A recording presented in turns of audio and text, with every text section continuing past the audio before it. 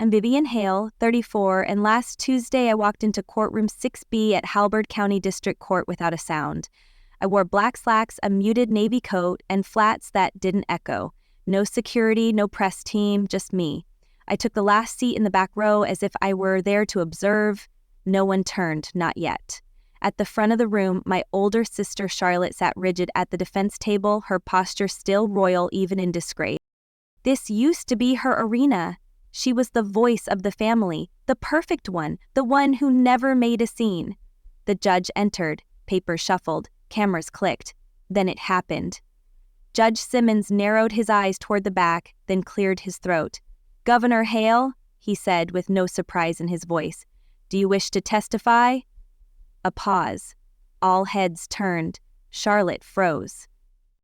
My parents, seated beside her, looked like marble statues caught mid-denial. The entire courtroom held its breath like I had just shifted the gravity in the room. I stood, but I didn't step forward. I didn't speak. Just standing there was enough. 5 years ago, they said I was a disgrace. 4 years ago, they said I was no longer part of the family. 3 years ago, I stopped waiting for them to notice I'd survived. Now I was here, not to be seen, but to remind them they didn't erase me. Not even close. They always said Charlotte was the one with a future. She wore ambition like a second skin. Honor roll, debate team captain, summer internships at law firms before she was old enough to drink. My mother used to say Charlotte was born with a briefcase in her hand. She said I, on the other hand, was born tired. My name never made it to the holiday brag letters. I was the one with the notebook, the paint on my fingers, the scholarship that didn't lead to a title anyone could brag about. At 24, I was already a disappointment they spoke around. My father, Franklin, once told me over dinner that he hoped I'd marry someone with structure to balance out my softness. That was the night I stopped bringing guests to family meals. My mother, Elaine, didn't say much. She had learned to weaponize quiet. She'd refill a glass or pass a plate without ever looking me in the eye when things turned uncomfortable, and things were always uncomfortable. I had a studio apartment 40 minutes away, no air conditioning, and a water heater that gasped through winter. I paid my bills by designing nonprofit brochures, freelancing grant proposals, sometimes sketching live at wedding venues when they needed the artsy touch. None of it impressed them. They called it scraping by. Then came the storm. A private video one I didn't know was ever recorded surfaced online. The man I had once trusted posted it. It spread like fire. Screenshots, downloads, whispers that weren't whispers. My parents didn't ask if I was okay. My sister didn't even text. Instead, Charlotte sent the clip directly to my father with one sentence. "Handle this before it ruins her completely." She meant me, not him. She called it cleaning house. That week, I lost every contract, every client, every ounce of credibility I'd spent years building. My bank account bled out. My lease broke. I had $62 and a shattered phone when I stood in my parents' driveway, asking to come home just until I could figure it out. My father crossed his arms. "We warned you about being careless." My mother put a bag of my things on the porch. Charlotte didn't open the door. That was the last day I used the name Vivian Hale in public. That was the last day I asked my family for anything. Disappeared, but I didn't vanish.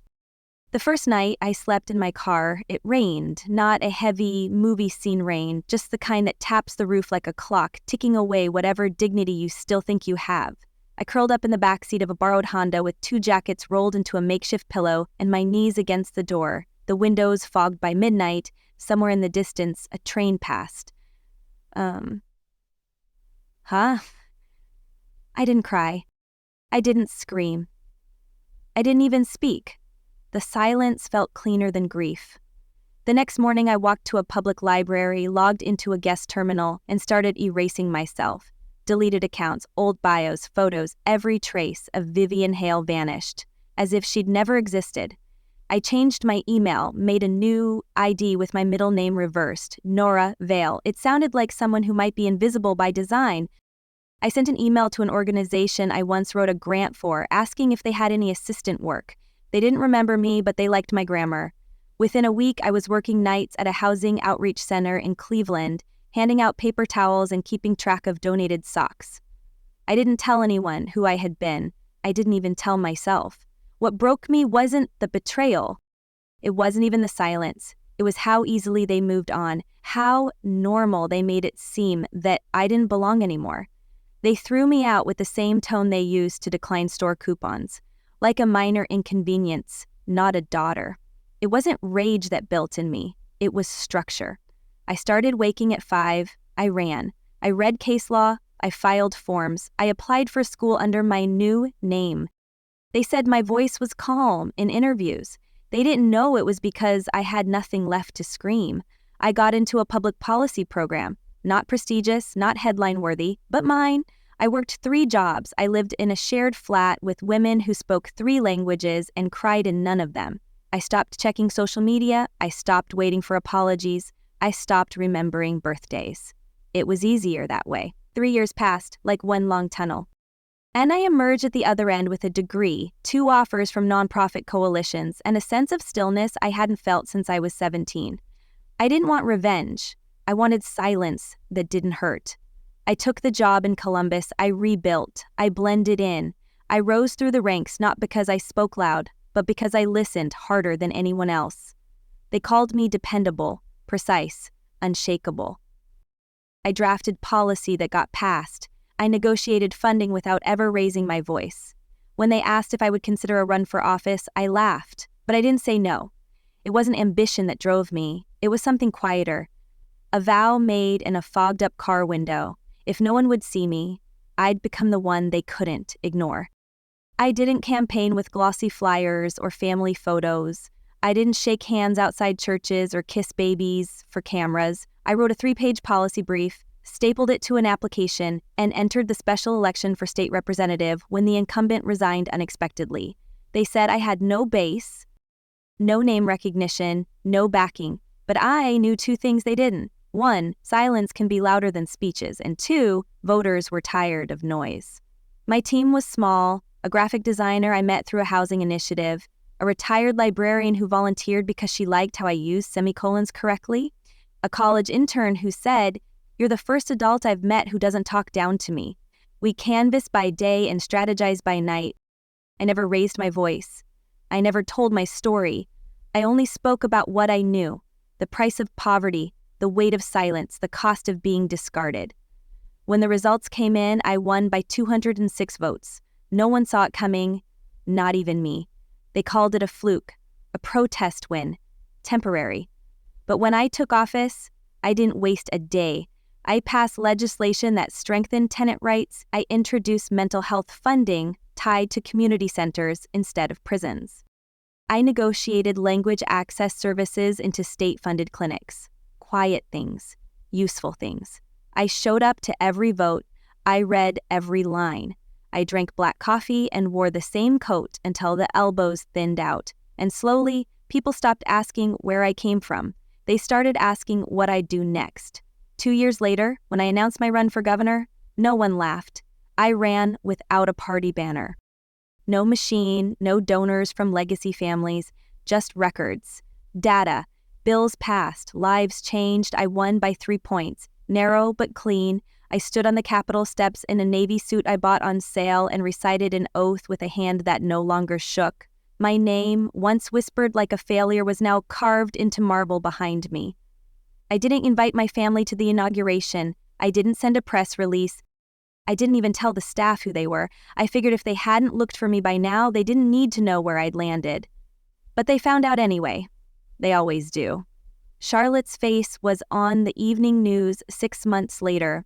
Her firm was under investigation for withholding evidence in a high-profile fraud case. Cameras followed her into court.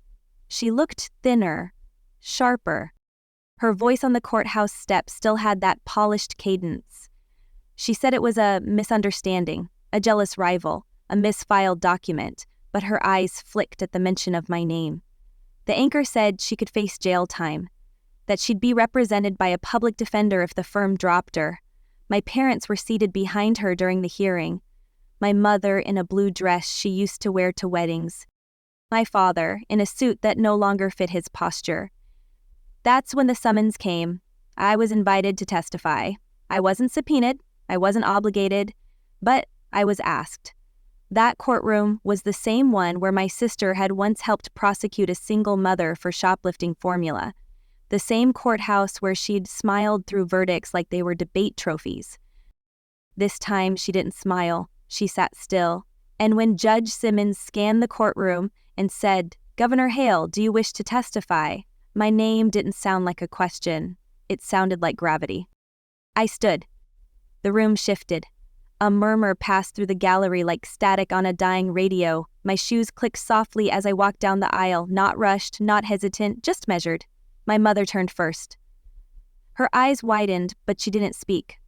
Her mouth opened slightly, like she wanted to say my name, but couldn't remember which one I used now. My father's jaw tensed. He didn't look away. Charlotte blinked twice. She wasn't ready, not really. Her face froze, like she'd forgotten that other people had histories too, ones they built outside of her reach. I didn't make eye contact. Not yet. I took the stand, placed my hand on the Bible I hadn't touched in a decade, and repeated the oath with a voice steady enough to pin silence to the walls. "Yes," I said to the judge. "I wish to testify." The prosecutor asked simple questions. About documents Charlotte had access to, meetings she chaired, email chains that conveniently ended before indictments began. I answered with precision, no embellishments, just facts and timestamps and names. My voice didn't waver. It didn't rise. But it filled the room like it had been waiting there for years. The judge nodded occasionally. The defense lawyer tried to interrupt once. Overruled. My sister sat completely still, fingers laced in her lap like they might keep her from falling apart. My mother's hands trembled. My father stared straight ahead, refusing to blink. They thought I'd come here angry. They thought I'd use this stage to scream about the years I spent cold, hungry, ignored, but that would have made me look smaller. And I was done shrinking to fit their comfort. I didn't accuse anyone of anything they hadn't already done. I just reminded the room what silence covers, and how easily it can be lifted when someone finally speaks. When I stepped down, I didn't look at them. Not because I was afraid, because I wanted them to look at me first. I passed Charlotte's table. Her pen rested untouched on the notepad. Her lips were parted, but nothing came out. My father leaned slightly forward like he might say something. I kept walking. My mother rose halfway from her seat, whispering my name, barely audible. I kept walking. The courtroom door swung open and closed behind me like punctuation. No one followed, no one dared. Outside, the sun felt too bright. I paused, lifted my face to it, and exhaled through my nose like I'd just surfaced from something deep. The press swarmed, questions flew, microphones, cameras, flashes. "Governor Hale, what's your connection to the defendant? Why did you choose to testify? Do you have a message for your family?" I looked past all of them and said only one thing. I have nothing to prove, just a record to keep straight. Then I stepped into the car and shut the door without a backward glance. 2 days later, I received a handwritten note delivered to my office. No signature, no letterhead, just the words, "Come home, one dinner, we need to talk." The handwriting was my mother's, shaky but still recognizable. I stared at it for a long time. The paper smelled faintly of rose lotion and something older, like dust sealed in a jewelry box. I folded it once, then again, and slid it into my desk without answering, but I showed up anyway. Not because I needed closure, because I needed confirmation. Confirmation that I hadn't imagined their cruelty, that I hadn't misread the absence of love. I arrived at the house at dusk. The lights were on, the curtains pulled back like they'd been waiting for company. The door opened before I knocked. My father stood there in a dark sweater, arms crossed over his chest. He stepped aside without speaking. My mother was in the kitchen, setting the table like it was Christmas. Cloth napkins, polished forks, a roast in the oven that I used to love when I was 12. Charlotte sat at the table already, staring into a glass of wine she hadn't touched. Her makeup was thinner than usual, her earrings small. I took the seat farthest from them all, the one near the window. No one said my name. It was like they didn't know how to start, or if I'd let them. My father cleared his throat. "You didn't have to testify." I didn't respond. My mother chimed in. It just made everything harder for her. Still, I said nothing. Charlotte looked up. Her voice was soft. "I didn't know you'd..." I cut her off without raising mine. Of course you didn't. You never knew when I was coming. You never knew if I was listening. You never knew who I was. A silence dropped over the table like glass shattering in slow motion. My mother tried to smile. We were proud of you. We just didn't know how to say it. I looked at her then. For the first time that evening, you had a decade. My father leaned forward, voice firmer now. You don't understand the pressure we were under. Charlotte had a future. You were different. I tilted my head. Say it. You were a liability, he said, not cruel, just plainly, like someone reading out a diagnosis. I nodded once. And now? He didn't answer. Charlotte's eyes filled, but she didn't let the tears fall. I could respect that. I didn't ask for this dinner, I said quietly. You did. So if there's something you want, say it. The room held its breath. Finally, my mother leaned in slightly. We need your help. Not money, just influence, a statement, a letter. Anything. Charlotte didn't speak. Her silence was its own plea.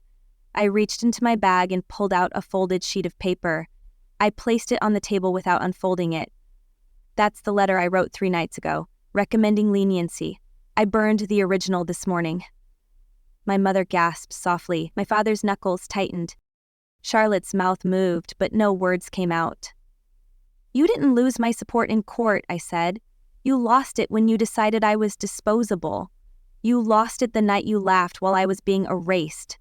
No one argued. They knew I wasn't here for theatrics. I stood. You asked me here because you thought power changed me. It didn't. It revealed you. I walked toward the door. My mother called out behind me, Vivian, please. I turned back just once. That's not my name anymore. Then I left, leaving the silence to steep behind me like bitter tea in a house full of ghosts. The next morning, the headlines weren't about the trial. They were about me. Not rumors or speculation, just observation. Governor Hale seen at sister's hearing. Silent testimony sparks online frenzy. Who is the other Hale daughter? My office received over 1,000 emails before lunch. Some were congratulations. Others were threats disguised as opinions. News crews parked outside my building. My staff moved with practiced calm, but I saw it. The sideways glances, the muttered updates. Your sister's PR team is scrambling. There's talk she might step down. The Attorney General's office wants a comment. I gave them nothing. Not yet. I had already said what I needed to in court. The rest would speak for itself. Then the text came. A photo. Blurry, dim lighting, taken years ago in someone's basement, as I was younger. Drunker. Laughing with someone who later got arrested for fraud. Underneath it, the caption, not so clean after all. No sender, no timestamp. Then another. A cropped image from a party. A hand on my thigh that didn't belong to anyone I remembered. My staff scrambled. Do we respond? Deny? Threaten legal action? I didn't blink. We wait. They looked at me like I'd lost control.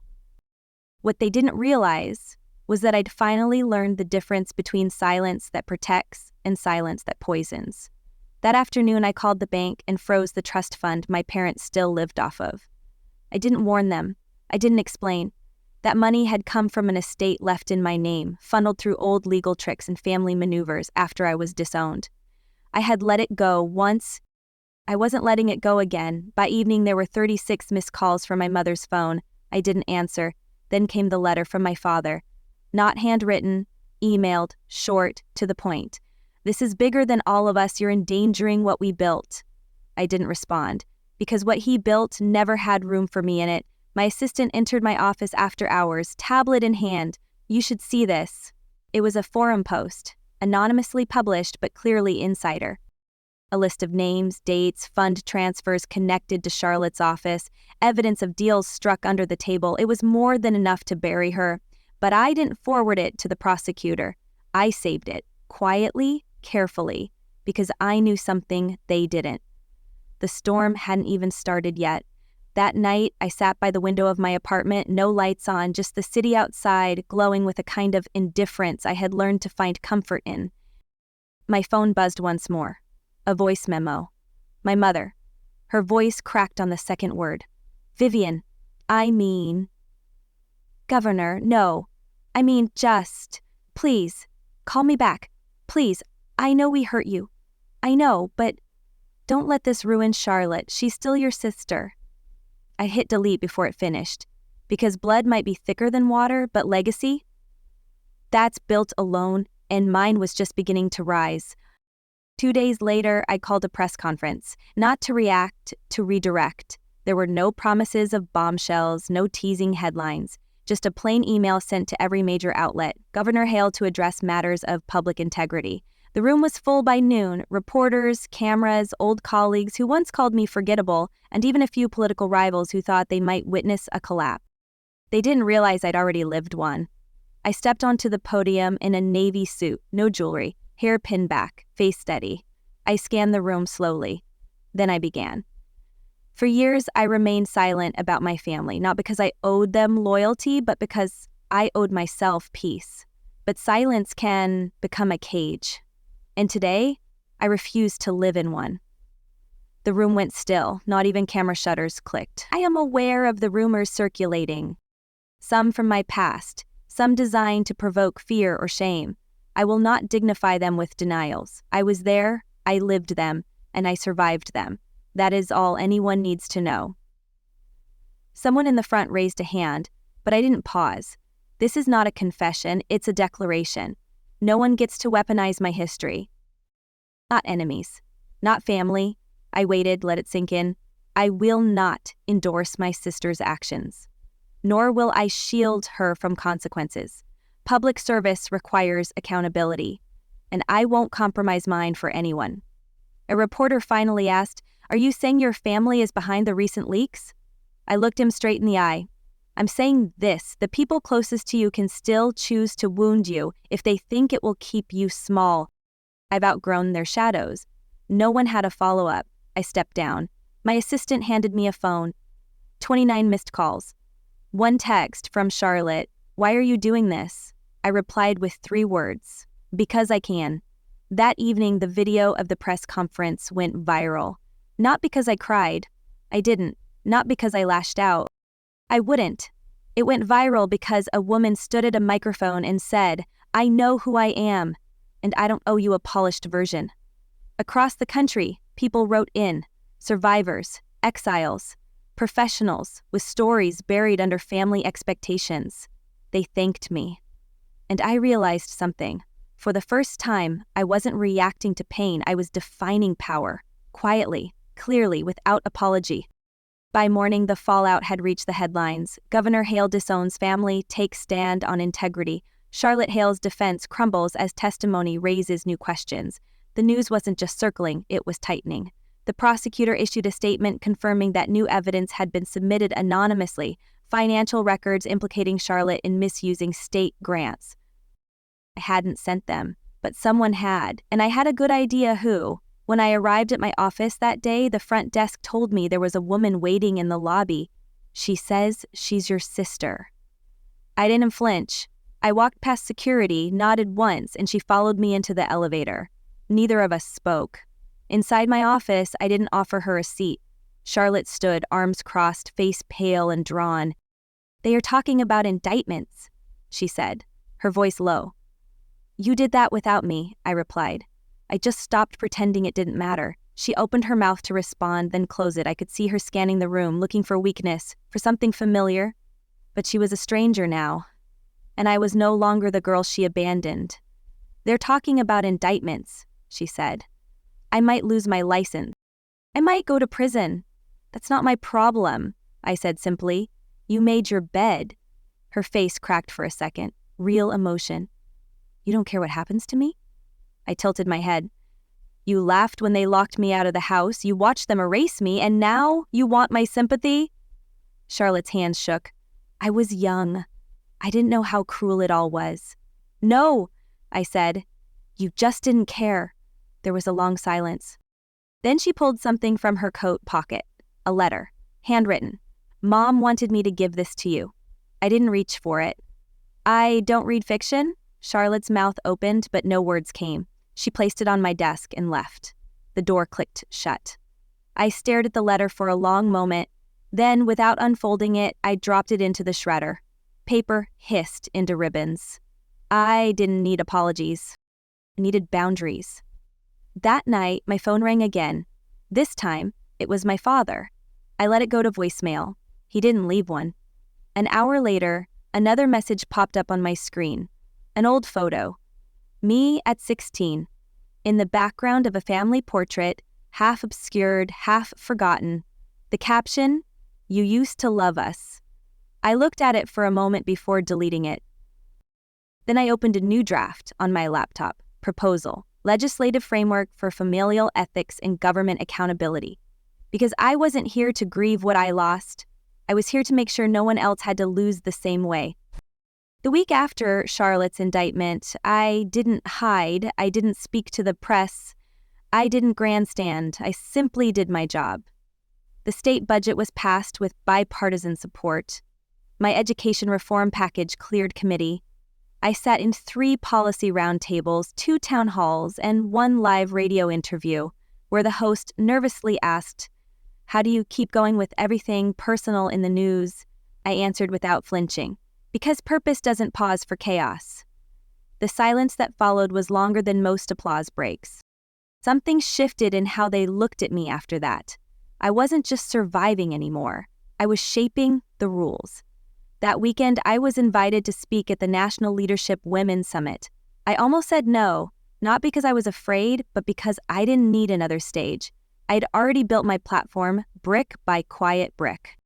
But then I saw the title of the keynote session, Leading Without a Last Name. I smiled. I packed my bag. When I took the stage in San Diego, the ballroom was full, lights dimmed, faces expectant. I didn't use a teleprompter. I didn't open with credentials. I simply said, not every woman starts with the family cheering. Some of us start by walking away from it. A wave of stillness. Some eyes glassed over. Some hands slowly clapped. But all of them leaned in. When they tell you family is everything, they rarely mean yours if you refuse to play the role they wrote for you. When they say loyalty, they mean silence. And when they say legacy, they mean theirs. Not yours.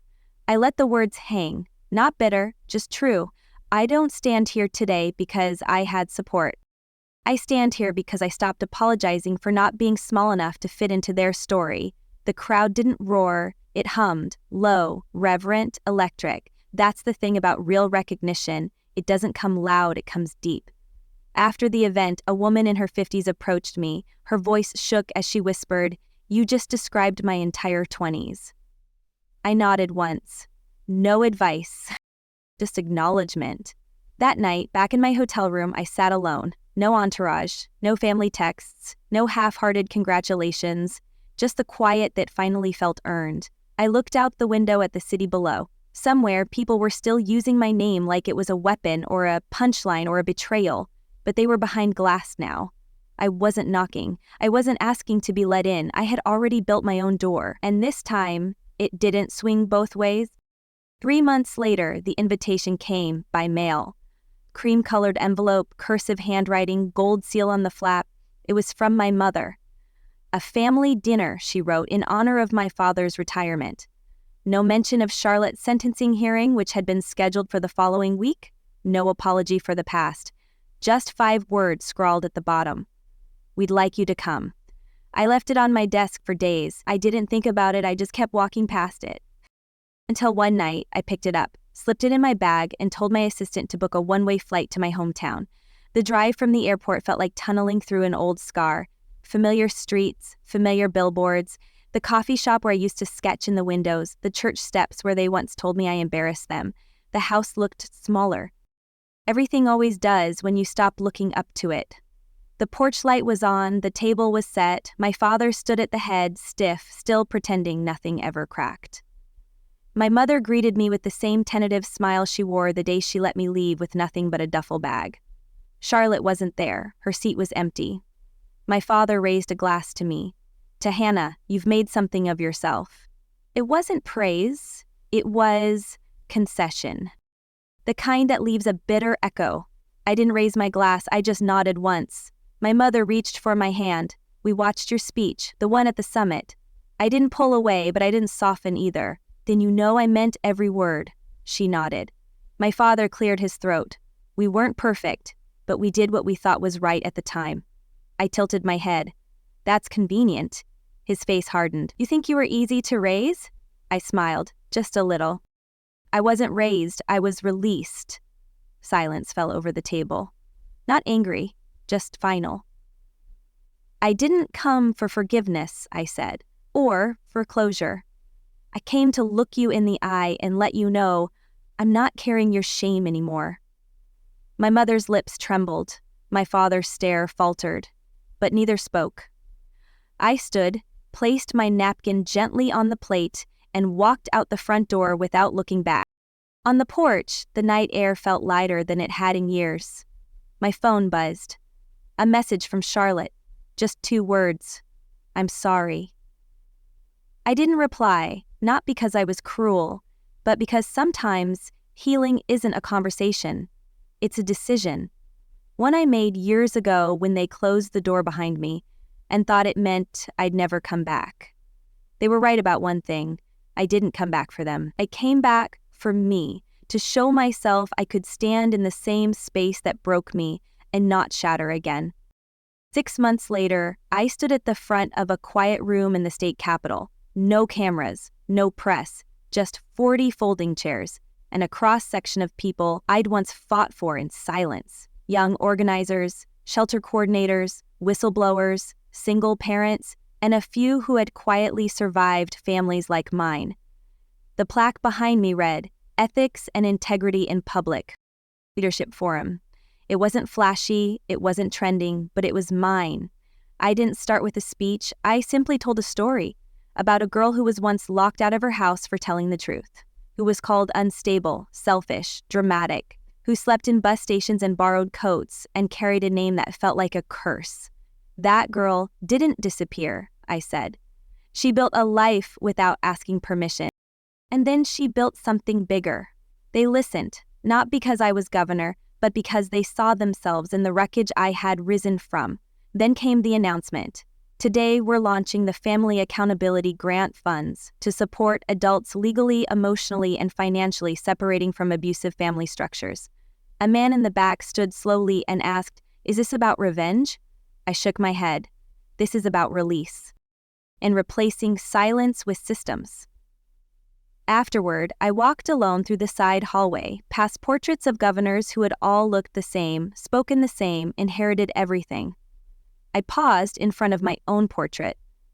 No smile, just steady eyes, dark suit, clean background. I had chosen not to wear my family's crest, just my name, Hannah Hale, not who they raised, who I became. At home that night, I made tea. No staff, no advisors, just me in a quiet that no longer hurt. I opened a drawer and took out something I hadn't looked at in years. A letter I'd once written to myself at 17, folded in 4, stained with a coffee ring. It read, "You don't owe anyone the version of you they wanted. You only owe yourself the chance to become real." I placed it back in the drawer, this time without shaking. The next morning, I walked through the Capitol steps and didn't glance back once. I didn't need to. Legacy isn't what you leave behind for others to admire. It's what you live through without letting it harden you. And for the first time, I wasn't running from what they said about me. I was walking toward everything they thought I'd never build. I wasn't their shame, I wasn't their failure, I wasn't even their daughter anymore. I was my own story, and that was enough.